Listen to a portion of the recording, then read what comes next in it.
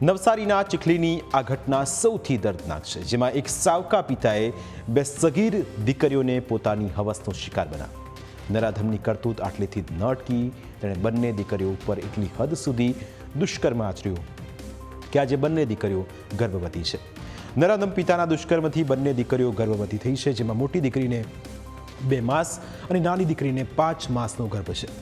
સાવકા પિતાની હેવાનિયત ત્યારે સામે આવી જ્યારે શ્રમિક પરિવારની નાની દીકરીને અચાનક પેટમાં અસહ્ય દુખાવો પડ્યો, જેથી માતા તેને સારવાર માટે કુકેરી પીએચસી પર લઈ ગઈ, જ્યાં તબીબી તપાસ દરમિયાન ડોક્ટરે દીકરી ગર્ભવતી હોવાની શંકા વ્યક્ત કરી। ત્યારબાદ ખારેલની હોસ્પિટલમાં સોનોગ્રાફી કરાવતા નિષ્ણાંતોએ પુષ્ટિ કરી કે સગીરાને 5 માસનો ગર્ભ છે। આ સાંભળીને માતાના પગ નીચેથી જમીન સરકી ગઈ। હોસ્પિટલમાં માતાએ જ્યારે નાની દીકરીની આખરી પૂછપરછ કરી ત્યારે તેણે રડતા રડતા સાવકા પિતાની કરતૂતોનો ભાંડો ફોડી નાખ્યો। આઘાતમાં સરેલી માતાએ તુરંત પોતાની બહેનને ફોન કર્યો, ત્યારે જાણવા મળ્યું કે મોટી દીકરી પણ રડી રહી છે। મોટી દીકરીની તપાસ કરાવતા તે પણ 2 માસની ગર્ભવતી હોવાનું બહાર।